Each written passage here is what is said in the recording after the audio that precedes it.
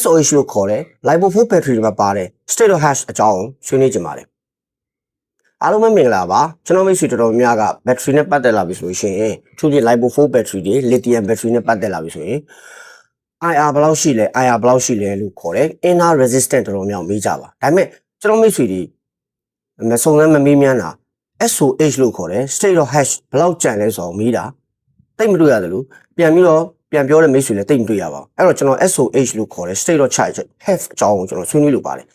LiPo4 battery တွေမှာသူကဘာရှိလဲဆိုလို့ရှိရင် SOH ရှိတယ် SOC ရှိတယ် state of charge ဆိုတာဘာလဲဆိုလို့ရှိရင်ဥပမာကျွန်တော်ဒါမှကင်ထားတာ 50H LiPo4 battery တစ်လုံးဒီကောင် second cell ဖြစ်ပါတယ်ဒီမှာဆိုလို့ရှိရင်ဒါဆို 100H ပေါ့နော်အဲ့တော့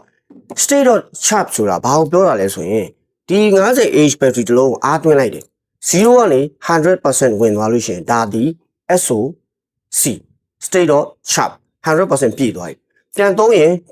20% ထိပဲသုံးလို့ရတယ်ဆိုတော့သူတို့ DOD က discharge DOD က 80% ပဲရှိတဲ့အတွက်ဒီ battery တွေက 80% ပဲသုံးလို့ရတယ်အဲ့တော့0ကနေအားသွင်းလိုက်တယ် 100% ကနေပြီးတော့ 80% ကြားတဲ့ကိုဒါကို SOC လို့ခေါ်တယ်ဒါဆိုလို့ရှိရင် SOH လို့ခေါ်တဲ့ state of have ကဘာကိုပြောတာလဲအဲ့တော့ကျွန်တော်ကဘာလုပ်လဲဆိုလို့ရှိရင်ဒီ battery တွေကိုကျွန်တော်က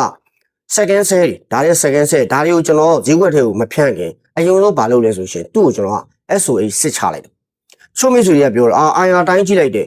IR resistance နည်းနည်းလေးတကယ်လဲသုံးရောကုန်တော့ဘာမှလည်းမခံဘူးအဲ့ဒါဘာဖြစ်တာလဲဆိုရင် IR resistance နည်းပြီမဲ့ SOH မကြံတော့တဲ့ battery တွေဆိုအဲ့ပြဿနာရှိပါတယ်အဲ့ကျွန်တော်ဒါလေးကိုဆွေးနွေးချင်ပါတယ်အဲ့တော့ဒီမှာဒါဆိုလို့ရှိရင်50ဦးဆိုတွက်ရခက်လို့ကျွန်တော်100ဦးနဲ့ပြမယ်ဒီမှာကျွန်တော် battery တွေဘာလုပ်လဲဆို history တစ်ခါလေးရေးပလိုက်တယ်ကျွန်တော်ဒီမှာဒီ battery ရဲ့ capacity 100H ရှိတယ်ပြီးလို့ရှိရင်မှာကျွန်တော်မိတ်ဆွေကြည့်မယ်နော် 100H ရှိတယ်ဒီ battery ရဲ့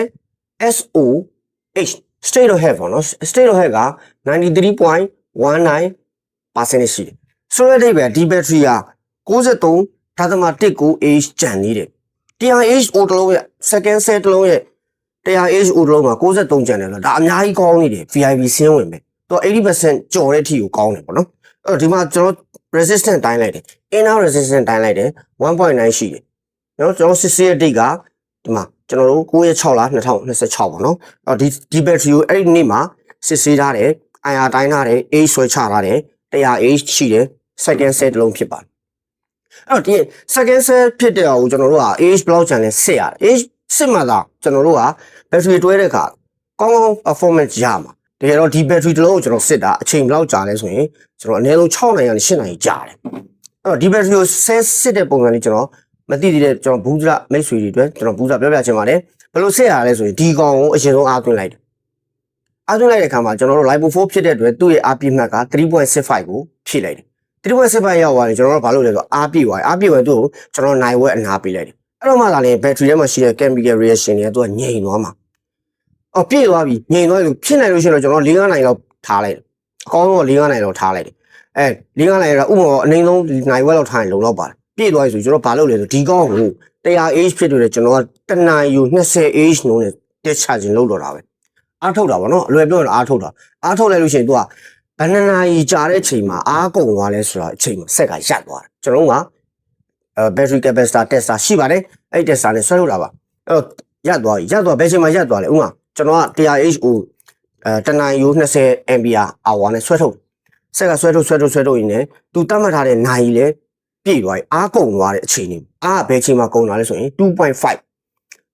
volt မှာအားကုန်တယ်အားကုန်သွားဆိုရင်ဆက်ကရပ်သွားပြီးတော့ ampere ဘယ်လောက်ကျန်လဲဆိုတခါတည်းပြတယ်အဲ့ဒါကိုကျွန်တော်တို့ record ယူမှတ်ရတယ်အဲ့တော့ဒီကောင်ကိုကျွန်တော်တို့စစ်ထုတ်လိုက်တယ်ဘယ်လောက်ကျန်လဲဆိုရင် 93.19% ကျန်တယ်အဲ့တော့ဆိုလို့တော့ဒီ battery ဒီကျွန်တော်တို့63 ampere-hour ရှိသေးတယ်လို့ပြောတာအဲ့တော့ကျွန်တော်မိတ်ဆွေတွေအနေနဲ့ဘူးစရအနေနဲ့ဆိုလို့ရှိရင်ဒီမှာဆိုရှင်ဒါဆို50 second အိုးဒီကောင်ဒီ 48% နဲ့တော့ကျန်သေးတယ် SOH 48% ကျန်တယ်ဒါတွေကအများကြီးကောင်းနေတဲ့ battery တွေအဲ့ဒီနဲ့ကျွန်တော်တို့က second cell တွေကို H ခွဲထုတ်လိုက်တာကျွန်တော်ဒီမှာ80ကျော်အိုးကြီးရှိမယ်85ကျော်တဲ့အိုးကြီးရှိမယ်90ကျော်တဲ့အိုးကြီးရှိမယ်95ကျော်တဲ့အိုးအောင်တော့ရှားတယ်တခါမှမတွေ့ဘူးကျွန်တော်အလုံးပေါင်းမြောက်များစွာစစ်လာကြပြီအဲ့တော့ကျွန်တော်တို့က inner resistance လို့ခေါ်တဲ့ IR တန်ဖိုးနည်းတော့လေအိုးတွေကကောင်းချင်မှာကောင်းပါလိမ့်မယ်အဲ့တော့ကျွန်တော်မိတ်ဆွေအနေနဲ့လိုအပ်လို့ရှိရင်ကျွန်တော်စီကနေပြီးတော့ resistance H ကိုကြည့်ပြီးတော့ဝယ်ယူနိုင်ပါတယ်ကျေးဇူးအများကြီးတင်ပါတယ်ခင်ဗျာ ခုလိုမျိုး battery တစ်လုံးကို SOH အမှန်ဘယ်လောက်ရှိလဲဆိုတော့သိရဖို့အတွက်ကျွန်တော်တို့အသုံးပြုရတဲ့ကြာခြင်းကအနည်းဆုံး6နိုင်ကနေ8နိုင်အထိအကြာမြင့်ပါတယ်ဒါတော့မှသာလေကျွန်တော်မိတ်ဆွေတွေကောင်းကောင်းစိတ်ချလက်ချအသုံးပြုလို့ရတယ်ဈေးကွက်ဝင်တန်းဝင် standard ရှိတဲ့ second battery တစ်လုံးရရှိလာမှာဖြစ်ပါတယ်